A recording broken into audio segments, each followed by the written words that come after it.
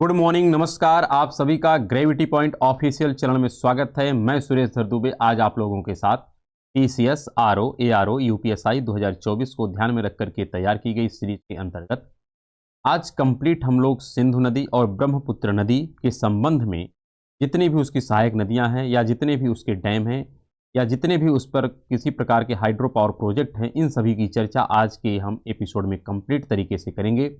Channel को subscribe, like एवं share करने के लिए आप सभी का धन्यवाद।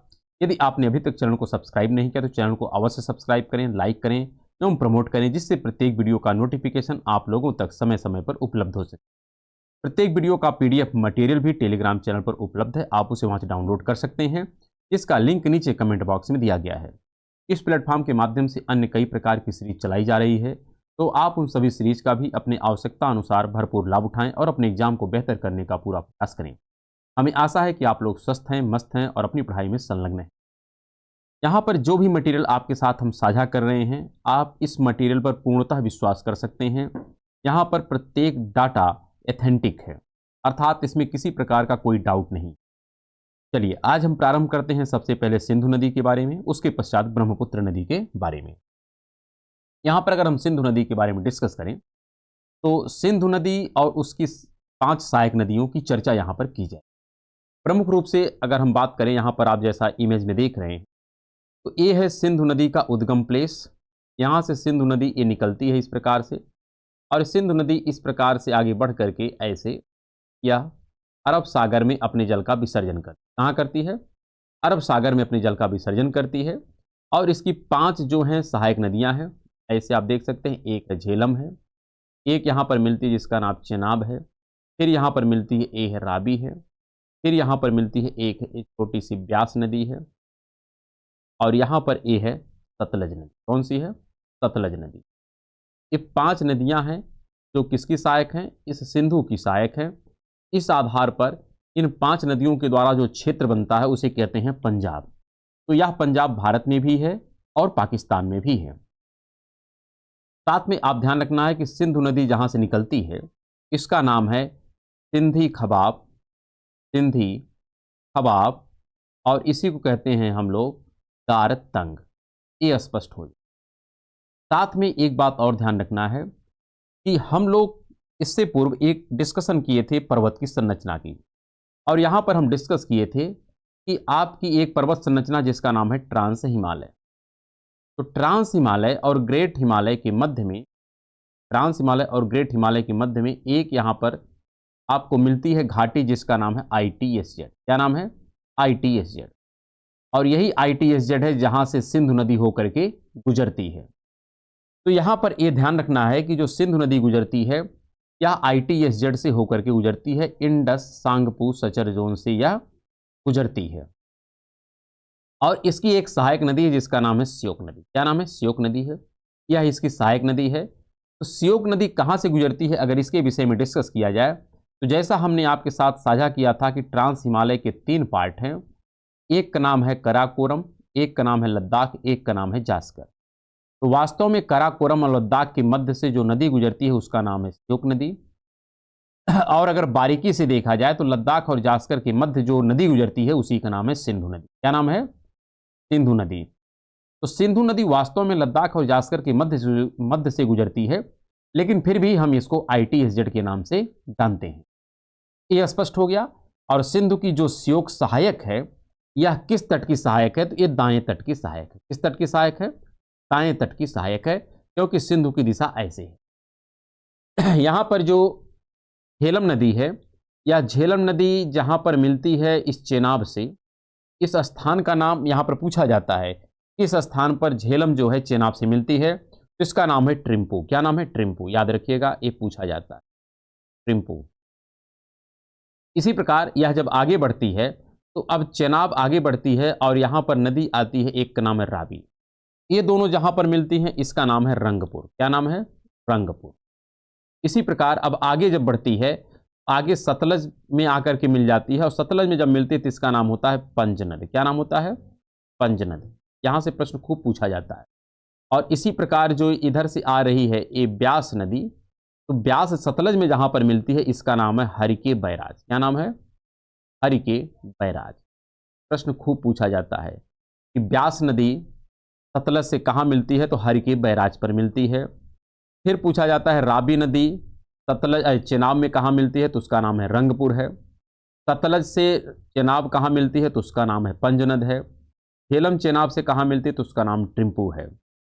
ये बातें हमको स्पष्ट हो जानी चाहिए। साथ में यहाँ पर हमको ये भी ध्यान रखना है कि यहाँ पर दो नदियों के मध्य में कुछ द्वाब होते हैं। क्या होते हैं? द्वाब होते हैं। यहाँ से प्रश्न आता है। तो सबसे पहले आपको ध्यान रखना है कि सिंधु और झेलम के मध्य का जो द्वाब है, ए वाला, तो इसको हम कहते हैं, इसको कहते हैं एक प्रकार से इसी को हम कहते हैं सिंधु सागर। क्या कहते हैं? सिंधु सागर द्वाब है, जो किसके किसके मध्य पाया जाता है, तो स्पष्ट ध्यान रखिएगा, यह सिंधु नदी और झेलम नदी के मध्य में पाया जाता है। और अगर हम सबसे लंबी नदी की बात करें तो यहाँ पर ये भी डिस्कस हो जाए। सबसे लंबी जो नदी है वह आपकी कौन सी है? चेनाब।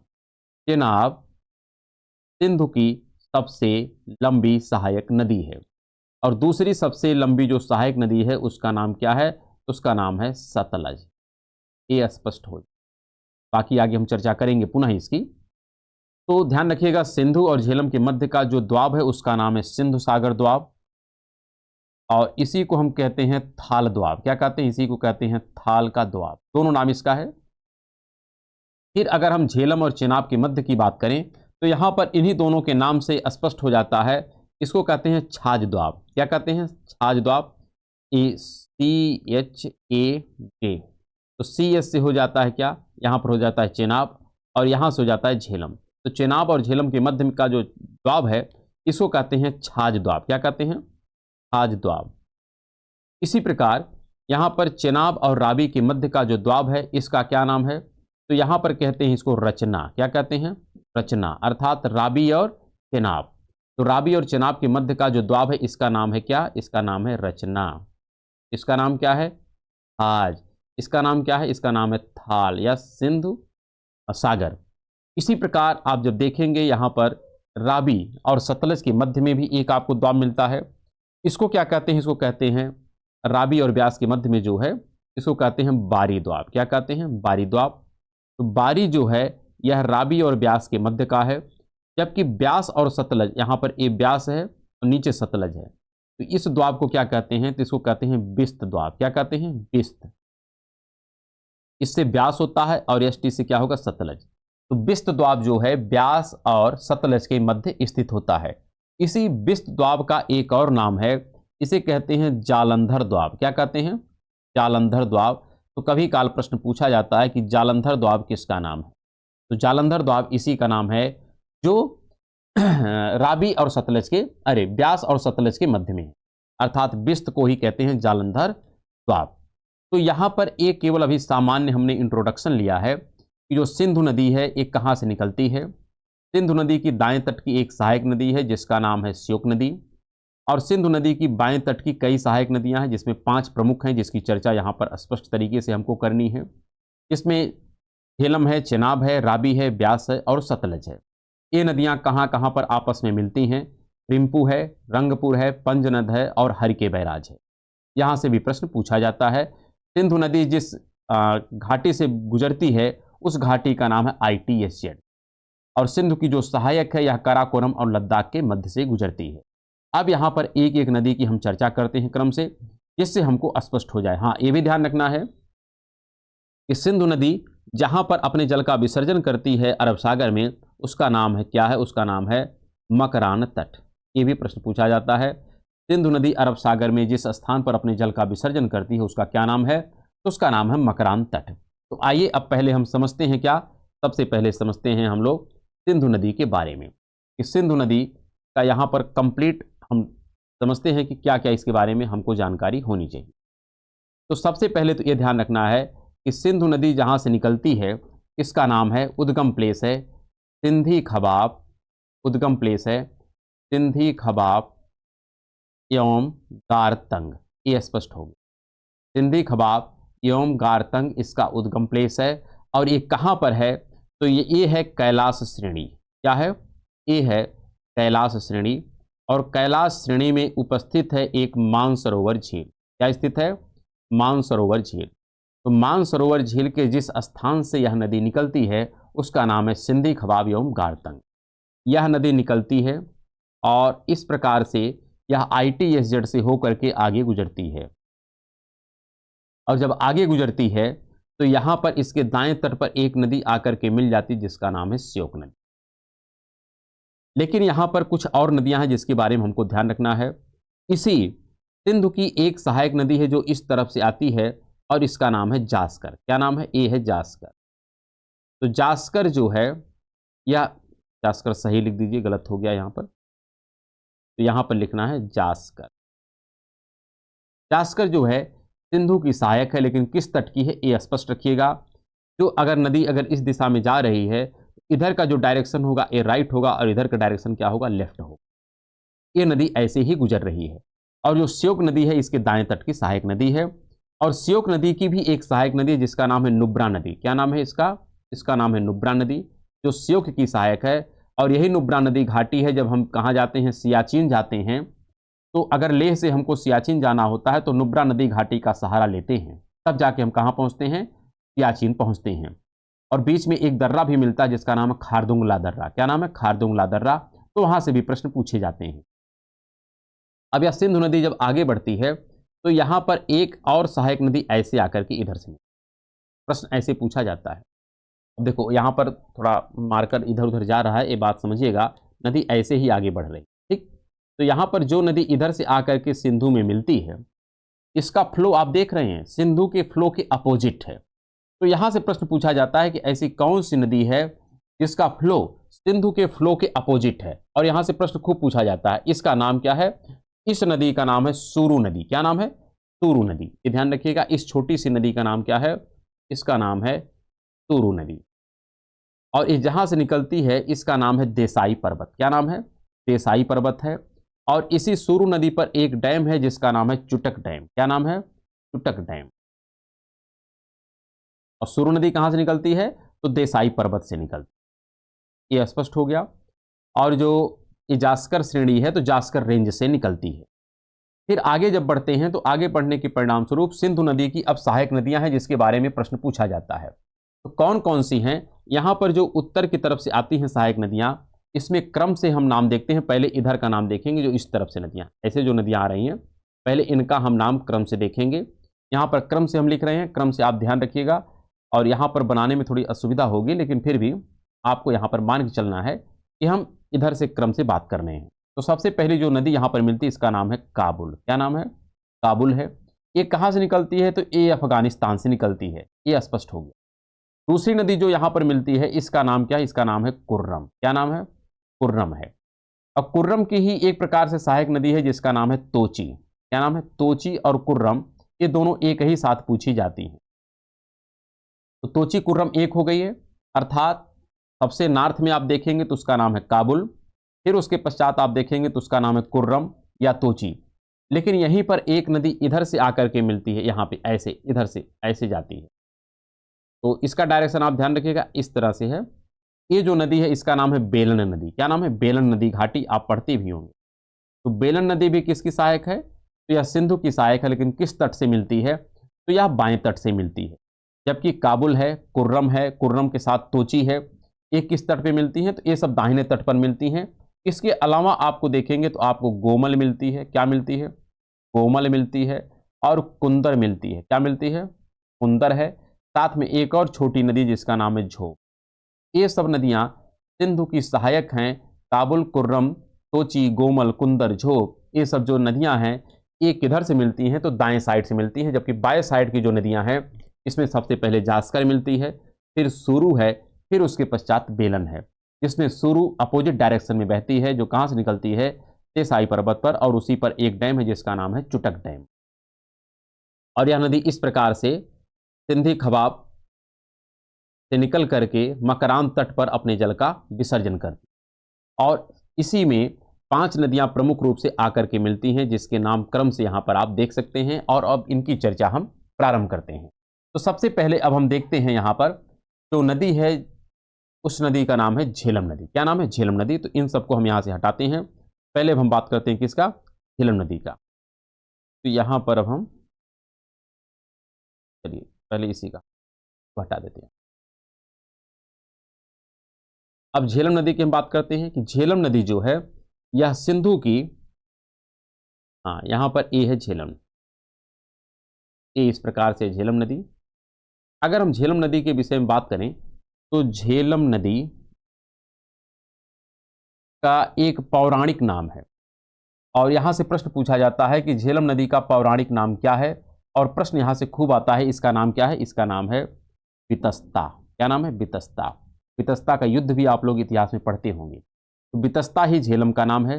ये जिस स्थान से निकलती है उस स्थान का नाम है, तो यहां पर देखिए, यहां पर है अनंतनाग बेरीनाग। कहां से निकलती है, अनंतनाग बेरीनाग, ये झील है, यहां से निकलती, अनंतनाग बेरीनाग से निकलती है। कौन सी नदी, झेलम नदी।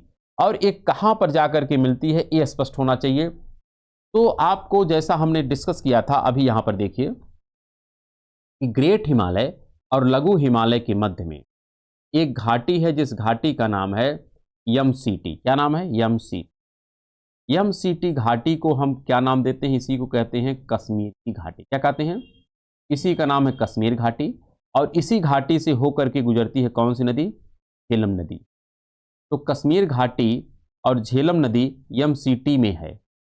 तो ये आपको स्पष्ट होना चाहिए, जो यहाँ पर लिखा गया है कि झेलम नदी जो निकलती है अनंतनाग बेरीनाग से, यह किस घाटी से होकर के गुजरती है, तो यमसीटी से गुजरती है, अर्थात कश्मीर घाटी से होकर के गुजरती है। कहाँ से गुजरती है, कश्मीर घाटी से। और यह वही नदी है कि जो अपने उद्गम प्लेस से लेकर के, कहाँ से उद्गम प्लेस, अर्थात अनंतनाग से लेकर के कहाँ तक, बारामूला तक। तो झेलम नदी जो है अनंतनाग से लेकर के, अनंतनाग से कहाँ तक, बारामूला तक मैदानी क्षेत्र में गुजरती है। कहाँ से बहती है, ये मैदानी क्षेत्र है, जो घाटी वाला क्षेत्र है ये मैदानी क्षेत्र है। तो आपसे प्रश्न पूछा जाता है कि ऐसी कौन सी पर्वतीय नदी है जो मैदानी क्षेत्र में गुजरती है, उसका नाम झेलम। कहाँ से कहाँ तक, अनंतनाग से बारामूला तक ये मैदानी क्षेत्र में गुजरती है।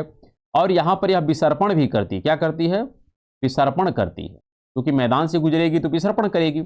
और इसी विसर्पण के कारण इसी झेलम नदी के द्वारा एक झील बनाई जाती है, जिस झील के बारे में आपसे प्रश्न पूछा जाता है। उस झील का क्या नाम है जो विसर्पण के द्वारा बनती है, उसका नाम है फुलर झील, जो किसके द्वारा बनाई गई है, झेलम के द्वारा। तो चूंकि झेलम नदी जो है कश्मीर घाटी से होकर के गुजरती है, इसलिए झेलम को हम कश्मीर घाटी का वरदान कहते हैं। क्या कहते हैं इसे, इसे कश्मीर घाटी का वरदान कहते हैं। इसी की एक सहायक नदी है जिसके बारे में प्रश्न पूछा जाता है, और उस सहायक नदी का नाम है किशनगंगा। क्या नाम है, इसकी एक सहायक नदी है जिसका नाम है किशनगंगा। किशनगंगा झेलम की सहायक है। और यह झेलम नदी चेनाब में जिस स्थान पर जाकर के मिलती है, इसका नाम है ट्रिम्पू। क्या नाम है, ट्रिम्पू। ट्रिम्पू के पास ये जाकर के चेनाब में मिल जाती है। तो यह तो एक प्रकार से झेलम का उद्गम हो गया कि झेलम कहाँ से निकलती है, किस घाटी से गुजरती है, और यह कहाँ से कहाँ तक मैदानी क्षेत्र में चलती है, और इसके द्वारा कौन सी झील का निर्माण किया जाता है। साथ में ये भी ध्यान रखना है कि यह जो नदी है झेलम, यह कुछ स्थान तक भारत और पाकिस्तान की सीमा का बॉर्डर बनाती है। तो भारत और पाकिस्तान का जहाँ से जहाँ तक ये बॉर्डर बनाती है, यहाँ पे भी प्रश्न पूछा जाता है। इसका नाम है, ऊपर वाले का नाम है मुजफ्फराबाद। क्या नाम है, ये है मुजफ्फराबाद। मुजफ्फराबाद से यह सीमा बनानी प्रारंभ कर देती है, और कहाँ तक बनाती है, दूसरा प्लेस है जिसका नाम है मीरपुर। कहाँ तक जाती है, मीरपुर तक। तो झेलम नदी मुजफ्फराबाद से लेकर के मीरपुर तक भारत पाकिस्तान के मध्य प्राकृतिक सीमा का निर्माण करती है। इस पर कुछ डैम है, जिस डैम के बारे में प्रश्न पूछा जाता है कि झेलम नदी पर कौन कौन से डैम है, जहां से प्रश्न प्रासंगिक तरीके से पूछे जाते हैं। तो यहां पर अगर हम डैम की बात करें, एक डैम मिलता है जिसका नाम है तुलबुल डैम। क्या नाम है, तुलबुल डैम। यहां पर देखिए हम लिख कम रहे हैं, बोल ज़्यादा रहे हैं, तो आप इसको एडजस्ट करिएगा। तुलबुल डैम है। इसके पश्चात अगर हम बात करें तो यहाँ पर एक डैम मिलता है जिसका नाम है उरी डैम। क्या नाम है, उरी डैम है। तो यहाँ पर तुलबुल डैम और उरी डैम एक कह सकते हैं काफ़ी महत्वपूर्ण डैम है, जो इसी नदी पर स्थित हैं। साथ में एक और डैम है जो किस पर स्थित है, तो इस किशनगंगा नदी पर है। जो किशनगंगा नदी इसी झेलम की सहायक है, इस पर भी एक डैम स्थित है जिसका नाम है किशनगंगा डैम। ये भी आपसे पूछा जा सकता है, किशनगंगा हाइड्रो पावर प्रोजेक्ट ये किसकी सहायक है, किशनगंगा हाइड्रो पावर प्रोजेक्ट यह किशनगंगा नदी पर है, जो किसकी सहायक है, तो आप स्पष्ट तरीके से कह सकते हैं झेलम की सहायक नदी है। हाँ, एक बात और, इसी झेलम नदी का पाकिस्तान में जो नाम है इसका नाम है नीलम नदी। क्या नाम है? नीलम नदी। ये भी प्रश्न पूछा जाता है कि पाकिस्तान में किस नदी को झेलम के नाम से, अरे नीलम के नाम से जानते हैं, तो उसका नाम है झेलम नदी। झेलम नदी को ही पाकिस्तान में नीलम नदी के नाम से जानते हैं। कहाँ से निकलती है? अनंतनाग बेरीनाग से। और ये अनंतनाग बेरीनाग किसका पार्ट है? तो ग्रेट हिमालय का पार्ट है। तो ग्रेट हिमालय का पार्ट है अनंतनाग बेरीनाग, यहाँ से निकलती है और यमसीटी घाटी से होकर के गुजरती है, अर्थात कश्मीर घाटी से। इसलिए हम झेलम को कश्मीर घाटी का वरदान कहते हैं। यह अनंतनाग से बारामूला तक मैदानी क्षेत्र में विसर्पण करती है, इसलिए इसी के मार्ग में एक बुलर झील का भी फॉर्मेशन होता है। इसकी एक सहायक नदी है जिसका नाम किशनगंगा है, और किशनगंगा पर एक किशनगंगा हाइड्रो पावर प्रोजेक्ट है, और दो अन्य डैम है जिसका नाम है तुलबुल डैम और उरी डैम। ये इसके संबंध में कुछ महत्वपूर्ण जानकारी थी जो हमको याद करना है। और कहाँ से कहाँ तक यह भारत पाकिस्तान की सीमा बनाती है ये भी स्पष्ट होना चाहिए। मुजफ्फराबाद से लेकर के मीरपुर, या चेनाब में कहाँ से मिलती है? तो ट्रिम्पू के पास या चेनाब में जाके मिल जाती है। फिर अगर हम बात करें कि इसका पौराणिक नाम क्या है, तो इसका पौराणिक नाम है बितस्ता। इसी प्रकार अगर हम अगली नदी की बात करें, अगली नदी हमको देखने को मिलेगी, उसका नाम है चेनाब। क्या नाम है? चेनाब। अब चेनाब जो नदी है यह अपने उद्गम प्लेस पर दो नदियों का उद्गम होता है। तो चेनाब जो है, ध्यान रखिएगा, चेनाब दो नदियों की सम्मिलित धारा है। एक का नाम है चंद्र और एक का नाम है भागा। तो अर्थात चंद्र और भागा दो नदियां मिलकर के चेनाब का फॉर्मेशन करती हैं, और दोनों नदियां जिस स्थान पर मिलती हैं उसका नाम है तांडी। यहाँ पर नाम स्पष्ट लिख दीजिए, इसका नाम है तांडी। तो तांडी के पास ये दोनों नदियां मिल करके किस नाम से आगे बढ़ती हैं? तो उसका नाम है चेनाब। तो तांडी के पास चंद्र और भागा दो नदियां मिलती हैं, और मिलने के पश्चात चेनाब नाम से आगे बढ़ती हैं। ये चंद्र और भागा कहाँ से निकलती हैं? यहाँ से भी प्रश्न पूछा जाता है कि चंद्र और भागा नदियां या चेनाब नदी कहाँ से निकलती है? तो उसका नाम है बारालाचा दर्रा। क्या नाम है? बारालाचा दर्रा। ये बारालाचा दर्रा की चर्चा हम लोग कर चुके हैं। यह ग्रेट हिमालय का पार्ट है। हम डिस्कस किए थे कि ग्रेट हिमालय में कौन कौन से दर्रे विद्यमान हैं। तो ग्रेट हिमालय में क्रम से हम बात किए थे कि दो दर्रे हैं जो जम्मू कश्मीर में हैं। एक का नाम है बुर्जिल दर्रा, एक का नाम है जोजिल दर्रा। दो दर्रा है जो कहाँ पर है? हिमाचल प्रदेश में है। एक का नाम है बारालाचा और एक का नाम है सिपकीला। तो यह वही बारालाचा दर्रा है जिससे होकर के जिससे एक नदी निकलती है, और उसका नाम क्या है? चेनाब। तो चेनाब का प्रारंभिक नाम क्या है? चंद्र और भागा है, ये हमको ध्यान में रखना है। और जिस दर्रे से निकलती है उसका नाम है बारालाचा दर्रा। और कहाँ पर दोनों नदियां मिलकर के चेनाब का रूप धारण करती हैं? तो उसका नाम है तांडी। यह नदी जब आगे बढ़ती है तो आगे बढ़ने के क्रम में इसकी एक सहायक नदी है जिसके विषय में प्रश्न पूछा जाता है। तो चेनाब की एक सहायक नदी मिलती है। चेनाब की कौन सी नदी है? सहायक नदी है, और इसका नाम क्या है? इसका नाम है किश्तवाड़। क्या नाम है? किश्तवाड़। तो किश्तवाड़ जो है चेनाब की सहायक नदी है। ये बात तो स्पष्ट हो गई। और यह जो चेनाब नदी है यह कहाँ जाकर के रावी में मिलती है? तो इसका नाम है रंगपुर। कहाँ पर जाकर के मिलती है? रंगपुर के पास मिलती है। जबकि ट्रिम्पू के पास किससे मिलती थी? तो ट्रिम्पू के पास ये झेलम से मिलती थी। तो ट्रिम्पू ऊपर है और झेलम रंगपुर नीचे है, यहाँ पर आकर के मिलती है। साथ में यह चेनाब जो है यह सिंधु की सबसे लंबी सहायक है।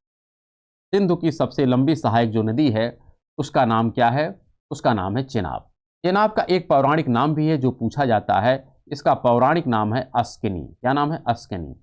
अस्कनी इसी का पौराणिक नाम है। किसका? चेनाब का पौराणिक नाम है। अब प्रश्न उठता है कि यहाँ पर कौन कौन से डैम है जिसके बारे में प्रश्न पूछा जाता है। तो यहाँ पर कई प्रमुख डैम हैं जहाँ से प्रश्न आते हैं। क्रम से अगर इनके डैम की हम बात करें तो इधर से अगर क्रम से हम चलें इस प्रकार से, तो यहाँ पर सबसे पहला डैम मिलता है जिसका नाम है किरू। क्या नाम है? किरू है। फिर आप देखेंगे तो इसका नाम है दुलहस्ती। क्या नाम है? दुलहस्ती है। बगलहार है। क्या है? बगलिहार है। यहाँ पर बगलिहार है। फिर तलाल है। फिर आपको मिलता है रातले डैम है। क्या है? रातले डैम है। फिर आपको मिलता है एक डैम और है जिसको हम कहते हैं पाकल दुल। क्या नाम है? पाकल दुल। ये जो पाकल दुल है ये अभी एक प्रकार से सबसे बड़ा निर्माणाधीन डैम है, और ये जिस नदी पर है उस नदी का नाम है मरुसूदरी, क्या नाम है? मरुसूदरी नदी है जो किसकी सहायक है? तो इसी चेनाब की सहायक है। तो चेनाब की एक सहायक नदी है जिसका नाम मरुसूदरी, और इसी मरुसूदरी नदी पर एक डैम है जिसका नाम है पाकलदुल डैम। और अन्य डैमों की अगर हम चर्चा करें तो इसमें कीरू है, दुलहस्ती है, बगलिहार है, सलाल है और रातले हैं। तो यहां से भी प्रश्न कभी काल पूछे जाते हैं, इसलिए आपको ध्यानपूर्वक इनके नाम याद कर लेने हैं। अगर हम अगली नदी की अब बात करें तो अगली नदी जो हमको देखने को मिलती है उसका नाम है यहाँ पर रावी और ब्यास। तो रावी और ब्यास को हम एक साथ देखते हैं। अगर हम बात करें रावी का, तो रावी और ब्यास का जो उद्गम प्लेस है एक है, ये है रावी और यहाँ पर ये है ब्यास। तो रावी और ब्यास जहाँ से निकलते हैं इस स्थान का नाम आपसे पूछा जाता है कि रावी और ब्यास कहाँ से निकलता है, तो इसका नाम है रोहतांग दर्रा। क्या नाम है? रोहतांग दर्रा।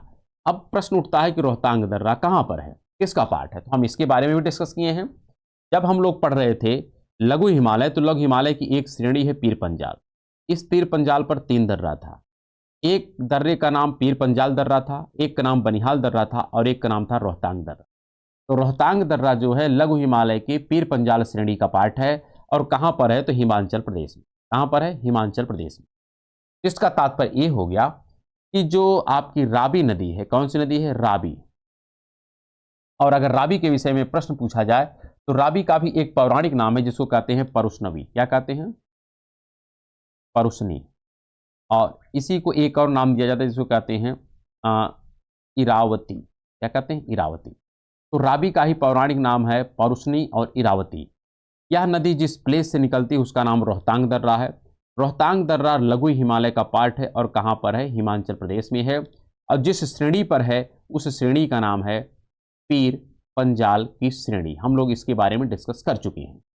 तो यहाँ से यह नदी निकलती है। कौन सी नदी निकलती है? रावी नदी निकलती है। और जिस प्लेस पर जाकर के यह चेनाब में मिलती है इसका नाम क्या है? इसका नाम है रंगपुर। क्या नाम है? रंगपुर। इस पर कुछ डैम है जिस डैम के बारे में हमको याद रखना है। यहाँ पर और ज़्यादा तो डिस्कशन नहीं है, बस थोड़ा सा डिस्कशन है। रावी पर जो डैम है इसका अगर क्रम से हम नाम देखें तो सबसे पहले मिलता है उझ। उझ डैम है। दूसरे नंबर पर जो मिलता है उसका नाम है रंजीत सागर। क्या नाम है? रंजीत सागर है। और तीसरा जो है इसका नाम है शाहपुर कांडी डैम। तो शाहपुर कांडी डैम जो है यह भी इसी रावी नदी पर बना है, लेकिन इसका फॉर्मेशन इसलिए किया गया था कि जिससे रंजीत सागर डैम का जो लोड है एक कम हो सके। तो रंजीत सागर डैम को सपोर्ट करने के लिए शाहपुर कांडी डैम का फॉर्मेशन किया गया था। इतनी बातें हमको स्पष्ट हो जानी चाहिए। और इतना ही यहाँ पर चर्चा है किसके बारे में? इस रावी के बारे में। हाँ, एक बात और, रावी को हम लाहौर की प्रमुख नदी मानते हैं। तो लाहौर की अगर पूछा जाए सबसे प्रमुख नदी कौन सी है, तो उसका नाम रावी ही है, जो लाहौर की सबसे प्रमुख नदी मानी जाती है। अगर इसके बाद हम बात करें तो अगली नदी जो हमको मिलती है उसका नाम क्या है? उसका नाम ब्यास है। आइए थोड़ा सा ब्यास के बारे में हम चर्चा करते हैं, क्योंकि प्रश्न तो हर जगह से पूछा जाता है। अगर हम ब्यास के बारे में बात करें तो ब्यास भी जिस स्थान से निकलती है इसका नाम है रोहतांग दर्रा। क्या नाम है? रोहतांग दर्रा, जो किसका पार्ट है? लघु हिमालय का पार्ट है। और कहाँ पर है? हिमाचल प्रदेश में है, पीर पंजाल श्रेणी पर। कहाँ पर है? पीर पंजाल श्रेणी पर है। तो ये है आपकी ब्यास। क्या है? ब्यास। अगर ब्यास का हम पौराणिक नाम बात करें तो इसका भी नाम पूछा जाता है जिसको कहते हैं विपाशा। क्या कहते हैं? विपाशा हो गया। और विपाशा का ही एक नाम और है जिसको कहते हैं हम क्या? आर्मियन। क्या नाम इसका नाम है? एक बार और देख लीजिएगा आप लोग। लेकिन एक नाम स्पष्ट है जिसको कहते हैं विपाशा। क्या नाम है? विपाशा। यह जहाँ से निकलती है रोहतांग दर्रा है, लघु हिमालय का पार्ट है, हिमाचल प्रदेश है और पीर पंजाल। यह जिस प्लेस पर जाकर के सतलज में मिलती है इसका नाम है हरिके बैराज। क्या नाम है? हरिके बैराज। यह वही हरिके बैराज है जहां से एक नदी निकलती है जिसका नाम है इंदिरा नहर निकलती। क्या निकलती है? इंदिरा नहर। आपसे पूछा जा सकता है इंदिरा नहर कहां से निकलती है? तो इंदिरा नहर हरिके बैराज से निकलती है जहां पर सतलज और ब्यास नदियों का संगम होता है, वहां से इसका उद्गम होता है। और इस अगर हम ब्यास नदी पर बात करें तो ब्यास नदी पर एक डैम है जिस डैम के बारे में खूब पूछा जाता है। तो ब्यास पर एक डैम है जिसको कहते हैं पोंग डैम। क्या कहते हैं? पोंग डैम है। और पोंग डैम है, इस डैम के परिणाम स्वरूप जो यहाँ पर जलाशय निर्मित होता है उस जलाशय का नाम है पोंग जलाशय। क्या नाम है? पोंग जलाशय। पोंग एक जलाशय है और पोंग एक डैम है और इसी पोंग जलाशय का एक और नाम है, प्रश्न खूब पूछा जाता है, और इसी का नाम है महाराणा प्रताप सागर। क्या नाम है? महाराणा प्रताप सागर। तो आपसे प्रश्न पूछा जाता है कि महाराणा प्रताप सागर किसका नाम है, तो इसका नाम है पोंग का। तो जो पोंग जलाशय है इसी का नाम रखा क्या जाता है? इसी का नाम रखा जाता है महाराणा प्रताप सागर। जबकि एक है राणा प्रताप सागर। आपको यह भी ध्यान रखना है, अगर आपसे पूछ लिया जाए राणा प्रताप सागर कहां पर है, कौन सा डैम? राणा प्रताप सागर बांध, ये कहां पर है, अगर इसके बारे में पूछा जाए तो यह आपका रावत भाटा में मिलता है। कहां मिलता है? रावत भाटा, जो कहां पर है? राजस्थान में है। और किस नदी पर है? तो यहां पर नदी आपको मिलती है चंबल। तो राणा प्रताप जो सागर बांध है ये चंबल नदी पर है, रावत भाटा के पास। जबकि महाराणा प्रताप जो सागर है ये पोंग जलाशय पर है, जो किस नदी पर है? व्यास नदी पर है। और इस पोंग जलाशय के माध्यम से यह सुनिश्चित कर दिया जाता है कि जब ग्रीष्म ऋतु आता है तो ग्रीष्म ऋतु के द्वारा, ग्रीष्म ऋतु के समय इस पोंग जलाशय का जल इस इंदिरा नहर में डाला जाता है, जिससे इंदिरा नहर लगातार काम करती रहे। तो यहाँ पर एक कुछ जानकारी थी जिसके बारे में हमको प्रश्न आने की संभावना है कि यहाँ से प्रश्न आ सकते हैं। और अगर हम अगली नदी की बात करें जो सबसे महत्वपूर्ण है और दूसरे दृष्टिकोण से देखा जाए तो सिंधु की दूसरी सबसे बड़ी नदी है, उसका नाम क्या है? उसका नाम है सतलज। क्या नाम है? सतलज। सतलज जो नदी निकलती है ये भी मानसरोवर झील के पास से ही निकलती है। मानसरोवर झील एक बड़ी झील है, यहां से 3 नदी निकलती है, एक हो गई सिंधु, एक हो गई सतलज और एक यहीं से निकलती है जिसका नाम ब्रह्मपुत्र। तो सतलज ये जिस स्थान से निकलती है इसका नाम है राकसताल। क्या नाम है? राकसताल। प्रश्न खूब पूछा, कहां से निकलती है? राकसताल से। और यह जब भारत के पास पहुंचती है तो यहां पर एक आपको मिलता है जिसका नाम है दर्रा। प्रश्न पूछा जाता है इस दर्रे का नाम क्या है? इसका नाम है सिपकीला। क्या नाम है? सिपकीला। हम लोग डिस्कस किए थे सिपकीला कहां पर है, तो हमने कहा था ग्रेट हिमालय के 2 दर्रे हैं, एक का नाम बुर्जिल दर्रा, एक का नाम जोजिल दर्रा, ये जम्मू कश्मीर। एक का नाम है बारालाचा दर्रा और एक का नाम है सिपकीला। तो सिपकीला जो दर्रा है यहां से सतलज नदी प्रवेश करती है भारत में। और जो बारालाचा दर्रा था, हम बारालाचा दर्रा के विषय में भी डिस्कस कर चुके हैं कि यहां से एक नदी निकलती है जिसका नाम क्या है? चेनाब है, चंद्र और भागा है। तो ये बातें हैं जो स्पष्ट तरीके से हमको याद रखनी है। रोहतांग से जो निकलती है उसका नाम रावी और ब्यास है।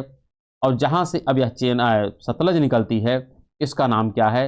इसका नाम राकसताल है। क्या नाम है? राकसताल है। और कहां पर है? तो यह मानसरोवर के पास है, कैलाश श्रेणी पर स्थित है। और यह नदी जब गुजरती है आगे तो अच्छा, इस सतलज का भी एक पौराणिक नाम है जहां से प्रश्न पूछा जाता है। और साथ में यह भी पूछा जाता है कि यह सिंधु की दूसरी सबसे बड़ी सहायक है। इसका जो पौराणिक नाम है इसको कहते हैं सतुद्री। क्या कहते हैं? सतुद्री। और यह सिंधु की दूसरी सबसे बड़ी सहायक नदी है। और सबसे बड़ी की बात किया जाए तो उसका नाम चेनाब था। क्या नाम था? चेनाब। चेनाब सबसे बड़ी सहायक है और दूसरी जो है उसका नाम क्या है? उसका नाम सतलज है। यहां पर जिस स्थान पर आकर के इस पे ब्यास नदी मिलती है उसका नाम हरकी बैराज है। और जहां पर आकर के ये चेनाब नदी इसमें मिलती है इसका नाम पंजनद। क्या नाम है? पंजनद है। और जहां पर सभी नदियां मिलती हैं उसका नाम क्या है? अर्थात ये सभी नदियां जिस स्थान पर मिलती हैं इसका नाम है मिठनकोट। क्या नाम है? मिठन। तो मिठनकोट के पश्चात, मिठनकोट के पास सभी नदियां मिल जाती हैं। जबकि पंजनद जो है, पंजनद का तात्पर्य यहां पर 5 नदियों का मिलन है। 5 नदियों का मिलन पंजनद में है और मिठनकोट के पास सभी नदियां आपस में मिक्स हो जाती हैं। और ये जितने प्लेस आप देख रहे हैं, ट्रिम्मू है, रंगपुर है, पंजनद है, मिठनकोट, सब पाकिस्तान में है। कहां पर है? सब पाकिस्तान में है। तो सिपकी सतलज नदी की एक सहायक नदी थी जिसका नाम है ब्यास। और भी इसकी एक सहायक नदी है जिसका नाम पूछा जाता है। इसकी जो दूसरी सहायक नदी है इसका नाम है पारेचू। क्या नाम है? पारेचू और स्पीति। तो पारेचू और स्पीति इसकी सहायक नदी है। किसकी? सतलज की सहायक नदी है। और अगर इस पे हम डैम की बात करें तो इस पर कई डैम है जहां से प्रश्न पूछा जाता है। सबसे पहला जो डैम है वो सबसे अच्छा डैम है जिसका नाम है भाखड़ा नांगल डैम। भाखड़ा नंगल के बारे में हम समझ रहे हैं, प्रत्येक बच्चा जानता होगा कि भाखड़ा नंगल डैम कहाँ पर है। अगर भाखड़ा नंगल की बात करें तो ये हिमाचल प्रदेश में, कहाँ पर है, हिमाचल प्रदेश में ये डैम स्थित है। साथ में अगर हम बात करें, इसी का एक अल्टरनेट नाम है जो नाम आपसे पूछा जाता है। तो भाखड़ा नंगल डैम का एक अल्टरनेट नाम है जिसको हम कहते हैं गोविंद सागर। क्या कहते हैं, इसी को दूसरा नाम दिया जाता है गोविंद सागर। तो भाखड़ा नंगल का एक अल्टरनेट नाम है जिसको कहते हैं गोविंद सागर। लेकिन इतना भी आपको ध्यान रखना है कि एक गोविंद बल्लभ पंत है। क्या है, गोविंद सागर तो भाखड़ा नंगल का हो गया, एक गोविंद बल्लभ पंत है। क्या नाम है, गोविंद बल्लभ पंत। तो गोविंद बल्लभ पंत जो सागर है ये भी एक प्रकार से डैम है, और ये कहाँ पर है, तो यह रिहंद नदी पर। कहाँ पर है, रिहंद नदी पर है, जो सोन के सहायक के रूप में आती है।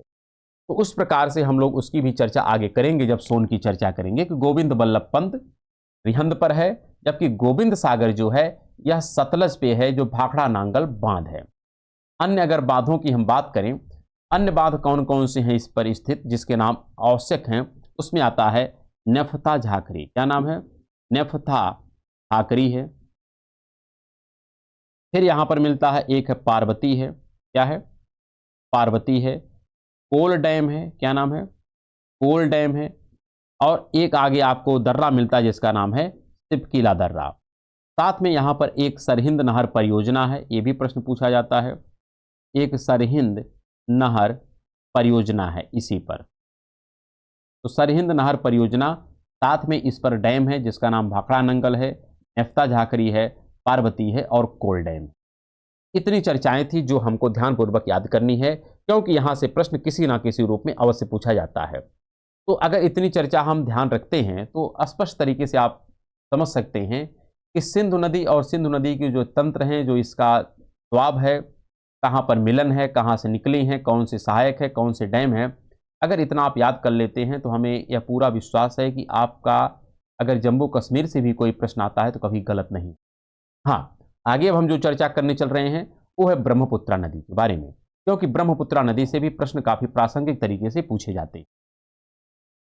अब अगर हम ब्रह्मपुत्रा नदी की बात करें तो ब्रह्मपुत्रा नदी का भी उद्गम प्लेस जो है वह मानसरोवर झील ही है, क्योंकि मानसरोवर झील से 3 नदियां निकलती हैं। एक तो सिंधु हो गई जो इधर की तरफ चली जाती है, एक सतलज हो गई जो ऐसे इधर गुजर जाती है, और एक है जो ब्रह्मपुत्रा है वो ऐसे इधर। अगर हम ब्रह्मपुत्रा के बारे में डिस्कस करें तो यह जिस प्लेस से निकलती है ब्रह्मपुत्रा नदी उसका नाम क्या है, तो यहाँ पर पहले हम करते हैं, ये मानसरोवर है। और जिस प्लेस से ब्रह्मपुत्रा निकलती है, यहाँ पर काफ़ी अच्छा प्रश्न है, क्योंकि यहाँ पर खूब प्रश्न पूछे जाते हैं कि कहाँ से ये नदी निकलती है, और यहाँ पर काफ़ी बच्चे गलत कर देते हैं, क्योंकि यहाँ पर जो नाम है इसका नाम है चेमायुंग दंग हिमानी। क्या नाम है, चेमायुंग दंग हिमानी, और कभी कभी इसी का नाम देता है आंगसी ग्लेशियर। तो दोनों नाम आपको याद करना है, एक नाम है चेमायुंग दंग हिमानी और एक नाम है इसी का आंगसी ग्लेशियर। क्या नाम है, आंगसी ग्लेशियर। आंगसी ग्लेशियर या चेमायुंग दंग हिमानी से यह नदी निकलती है। कौन सी नदी निकलती है, ब्रह्मपुत्रा। लेकिन इसका जो प्रारंभिक नाम है ये ब्रह्मपुत्रा नहीं है। जैसा आप देख सकते हैं कि जिस घाटी से ये गुजरती है उस घाटी का नाम है ITSZ, इंडस सांगपू सचर जोन। तो सांगपू का तात्पर्य, ये जो टी है इसी को लिखा जाता है टी सांगपो। क्या लिखा जाता है, टी सांगपो। तो टी सांगपो को पढ़ा जाता है सांगपो। इसका तात्पर्य है कि जो ब्रह्मपुत्रा का प्रारंभिक नाम है वो टी सांगपो है, अर्थात सांगपो है। तो यह जो अपने उद्गम प्लेस से जब निकलती है तो इसका नाम होता है सांगपो रिवर। और सांगपो रिवर रखने के पीछे एक कारण भी है, क्योंकि इसकी एक सहायक नदी है जिसका नाम है रांगो सांगपो। क्या नाम है, इसकी एक सहायक नदी है इसका नाम है रांगो सांगपो। तो आपसे प्रश्न पूछा जाता है कि तिब्बत के पठार पर ब्रह्मपुत्रा का क्या नाम है, तो उसका नाम है सांगपो। और क्यों इसका नाम सांगपो है, क्योंकि इसी की एक सहायक नदी है रांगो सांगपो, उसी के आधार पर इसका प्रारंभिक नाम होता है सांगपो। यह नदी आगे गुजरती है, निकली कहाँ से, ध्यान रखिएगा, चेमायुंग दंग हिमानी या आंगसी ग्लेशियर से। नामचा बरवा के पास पहुंचती है, और नमचा बरवा के पास पहुंच करके यह यहाँ से टेंटेक्सियल मोड़ के द्वारा घूम जाती है और इसकी दिशा हो जाती है दक्षिण की तरफ। जब दक्षिण की तरफ घूमती है तो यहाँ पर एक दर्रा है, जिस दर्रे का नाम आपसे पूछा जाता है और इसका नाम है यांग याप दर्रा। क्या नाम है? यांग याप दर्रा। तो यांग याप दर्रा के माध्यम से ये भारत में प्रवेश करती है और प्रवेश करने के साथ ही इसका जो नाम रखा जाता है, इसका नाम रखा जाता है सियांग। क्या नाम रखा जाता है? सियांग। तो सियांग के नाम से भारत में प्रवेश करती है और प्रवेश करने के क्रम में ही इसकी एक सहायक नदी मिल जाती है जिसका नाम है दिहांग। क्या नाम है? दिहांग। तो प्रारंभिक नाम इसका जो था ये था सांगपो, उसके पश्चात नाम होगा सियांग, उसके पश्चात नाम होता है दिहांग। क्या नाम होता है? दिहांग। तो ब्रह्मपुत्रा का नाम क्रम से आप याद रखिएगा, पहले सांगपो, फिर सियांग, फिर दिहांग। सियांग के नाम से भारत में प्रवेश करती है जिस दर्रे से, उस दर्रे का नाम है यांग याप दर्रा, और प्रवेश करने के पश्चात इसकी एक सहायक नदी है दिहांग, उसी के नाम पर इसका नाम हो जाता है दिहांग रिवर। क्या नाम हो जाता है? दिहांग रिवर। आगे बढ़ती है, आगे पहुंच करके यहाँ पर सदिया एक प्लेस है, तो सदिया के पास पहुंचती है। सदिया, सदिया से लेकर के धुबरी तक, कहाँ तक? धुबरी तक, दोनों असम में है। सदिया भी कहाँ पर है? आसाम में है। धुबरी भी कहाँ पर है? आसाम में है। तो सदिया से लेकर के धुबरी तक इस नदी को जो नाम दिया जाता है, इसका नाम होता है ब्रह्मपुत्रा। क्या नाम रखा जाता है? ब्रह्मपुत्रा। तो प्रारंभिक नाम इसका है सांगपो, उसके पश्चात सियांग, फिर दिहांग, फिर ब्रह्मपुत्रा। अब धुबरी के पश्चात यह नदी प्रवेश कर जाती है कहाँ पर? बांग्लादेश में। जब बांग्लादेश में प्रवेश करती है तो बांग्लादेश में इसका नाम जो रखा जाता है, इसका नाम रखा जाता है जमुना। क्या नाम रखा जाता है? जमुना। बांग्लादेश में इसका नाम हो जाता है जमुना। लेकिन कुछ ही दूर तक चलती है कि तब तक इसमें आकर के एक नदी मिल जाती है जिसका नाम है गंगा। क्या नाम है? गंगा। यहाँ पर गंगा नदी आकर के मिल जाती है, और जब गंगा नदी मिल जाती है तो इसका नाम हो जाता है पद्मा। क्या नाम हो जाता है इसका? इसका नाम होता है पद्मा। पद्मा के नाम से कुछ आगे बढ़ी, मेघालय से एक नदी आती है जिसका नाम मेघना है। क्या नाम है? मेघना। तो जब मेघना इसमें मिल जाती है तो इसका नाम हो जाता है मेघना, और मेघना के नाम से यह ब्रह्मपुत्रा नदी जो है यह बंगाल की खाड़ी में अपने जल का विसर्जन करती है। तो इस प्रकार से अगर इसके नाम की हम चर्चा करें, सबसे पहले तो मानसरोवर झील के जिस प्लेस से निकलती है उसका नाम चमायुंग दंग हिमानी अर्थात आंगसी ग्लेशियर है, और निकलने के पश्चात सांगपो नाम से आगे बढ़ती है। तिब्बत के पठार में इसका नाम है सांगपो, क्योंकि इसकी सहायक नदी का नाम भी है रांगो सांगपो। और जब यह नामचा बरवा के पास पहुंचती है तो हिमालय के सिंटैक्सियल मोड़ से इसकी दिशा परिवर्तित होती है। यह जो पश्चिम से पूरब की तरफ जा रही थी, अब दिशा बदल करके इसकी उत्तर से दक्षिण हो गई, और सियांग नाम से यह यांग याप दर्रे के माध्यम से भारत में प्रवेश करती है। प्रवेश करने के पश्चात इसका नाम पुनः बदल जाता है और नाम रख दिया जाता है दिहांग, क्योंकि दिहांग इसकी एक सहायक नदी है। और दिहांग नाम से यह सदिया तक पहुंचती है, और उसके पश्चात सदिया से पुनः इसकी दिशा बदलती है। सदिया से धुबरी तक यह असम में प्रवेश, मतलब आसाम में बहती है, और भारत में एक प्रकार से इसका नाम जो रखा जाता है उसे कहते हैं ब्रह्मपुत्र। तो ब्रह्मपुत्रा के नाम से आगे बढ़ती है, और जैसे ही यह बांग्लादेश में प्रवेश करती है इसका नाम पुनः बदल जाता है और नाम हो जाता है जमुना। तो जमुना नाम से यह बांग्लादेश में बहती है, लेकिन कुछ ही दूर तक आगे जाती है, अर्थात ग्वालंदो तक जाती है। इसका नाम है ग्वालंदो। कहाँ तक जाती है? ग्वालंदो तक। जब ग्वालंदो तक पहुंचती है तो गंगा नदी आकर के इसमें मिल जाती है, और जब गंगा नदी इससे मिलती है तो इसकी संयुक्त धारा का नाम हो जाता है पद्मा।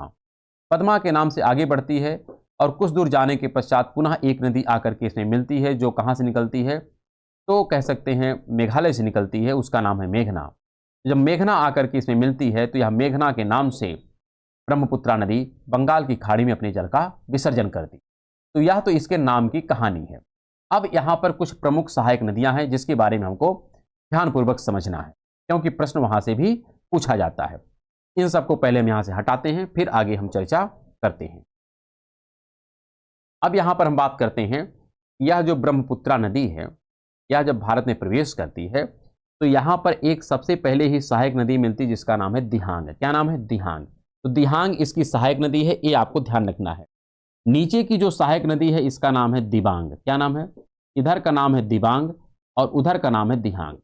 इसकी दिशा नदी की कैसी है? तो नदी की दिशा ऐसे है। तो जब ऐसे है तो इस दिशा में आप चलेंगे तो आप स्वयं समझ सकते हैं, ये राइट हो जाएगा, ये लेफ्ट हो जाएगा। या आगे बढ़ती है, इधर की नदी है जिसका नाम है दिहांग। क्या नाम है?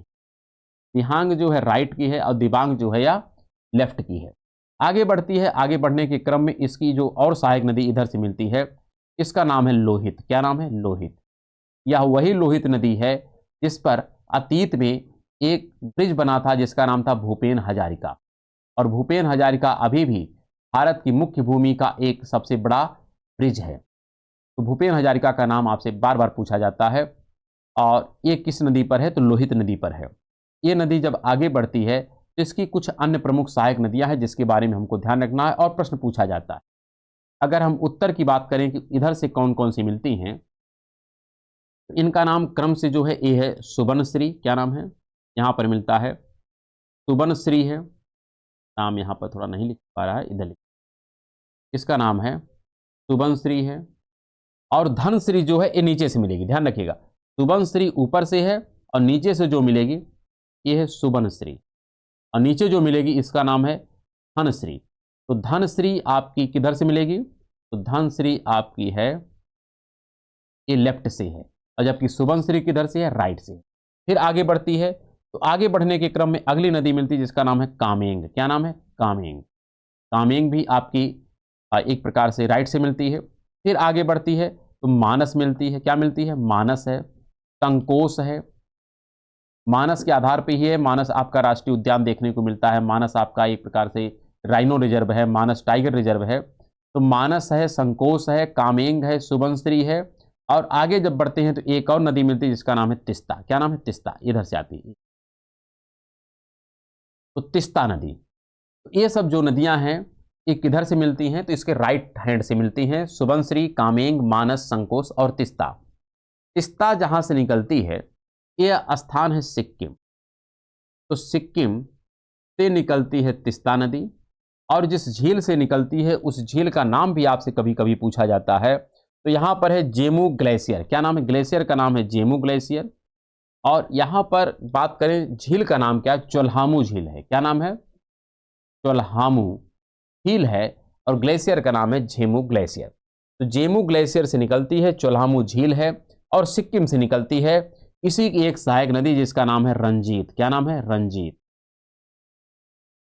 तो रंजीत एक सहायक नदी है किसकी? तिस्ता की सहायक नदी है। और यह जहां पर जाकर के मिलती है, इस स्थान का अगर नाम आपसे पूछा जाए तो इसका नाम है रंगपुर, क्या नाम है? रंगपुर। रंगपुर कहाँ है? बांग्लादेश में। रंगपुर आपको इधर भी मिला था जब हम बात कर रहे थे किसका? हम बात कर रहे थे जब सिंधु का, तो सिंधु के समय भी हम लोग रंगपुर की बात किए थे, और यहां पर भी रंगपुर आ गया है। तो रंगपुर तिस्ता नदी आकर के मिलती है ब्रह्मपुत्रा में, और जब मिल जाती है तो अब यह आगे बढ़ती है बांग्लादेश में। और बढ़ने के क्रम में, अच्छा नीचे से अगर हम बात करें तो नीचे से एक नदी हो गई धनश्री। फिर अगर हम और बात करें तो यहां पर मिलती है दिसांग है, कौन है? दिसांग है एक नदी। और एक नदी और मिलती है जिसका नाम है कोपिल, क्या नाम है? कोपिल। तो इतनी सहायक नदियां हैं, ये जो हैं ये लेफ्ट की हैं और ये जो हैं ये राइट की हैं। तो आपको इन नामों को ध्यानपूर्वक याद रखना है कि कहाँ से निकलती है, इसकी लेफ्ट की कौन सी है, इसकी राइट की कौन सी है, क्योंकि यहाँ से प्रश्न खूब पूछे जाते हैं। इसका नाम कैसे कैसे बदलता है ये भी हमको ध्यान रखना है। साथ में एक बात और काफ़ी महत्वपूर्ण है जो हमको ध्यान रखना है, क्योंकि यहीं पर हाल में एक पुल बन रहा है जिसका नाम है धुबरी से फुलवारी तक। यहाँ पर मिलता है आसाम में एक स्थान जिसका नाम है धुबरी। धुबरी कहाँ पर है? आसाम में है। और नीचे यहाँ पर है मेघालय। मेघालय में एक है जिसका नाम है फुलवारी।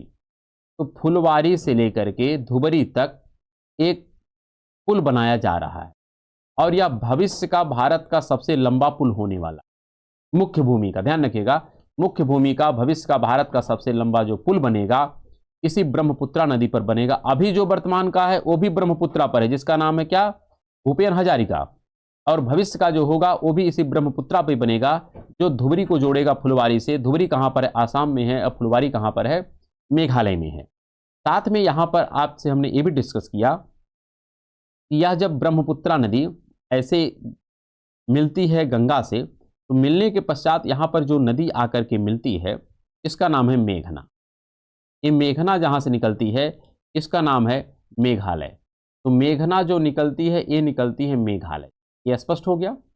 लेकिन इसी मेघना की एक और सहायक नदी है जो ऐसे आती है इधर से, नागालैंड से। कहाँ से आती है? नागालैंड से। तो मेघना की भी एक सहायक नदी है जो निकलती है कहाँ से? नागालैंड से। और नागालैंड के जिस प्लेस से निकलती है उसका नाम है माउंट जपो। तो माउंट जपो की पहाड़ी है कहाँ पर? नागालैंड में है। यहाँ से एक नदी निकलती है जिसका नाम है बराक, और बराक नदी जो है यह किसकी सहायक है, तो मेघना की सहायक है। और मेघना जाकर के जब पद्मा मेल में मिलती है तो संयुक्त धारा का नाम होता है मेघना, और मेघना के नाम से ही ब्रह्मपुत्रा नदी जो है यह बंगाल की खाड़ी में अपने जल का विसर्जन करती है। तो इतनी जो चर्चाएं हैं यह कह सकते हैं आपके लिए सफिशियंट है एग्जाम के दृष्टिकोण से। बाकी इस पर विस्तृत चर्चा तो हम लोग कालक्रम में करेंगे ही, बस अभी हमारा टारगेट है कि आपका एग्जाम बेहतर हो जाए। तो चलिए शेष हम गंगा नदी की चर्चा एक अलग एपिसोड में करेंगे, और फिर जो प्रायद्वीपीय भारत की नदियां हैं उसकी भी चर्चा हम लोग अलग से एपिसोड में करेंगे। तो अब हम लोग मिलेंगे कल के क्लास में, तब तक के लिए नमस्कार, धन्यवाद।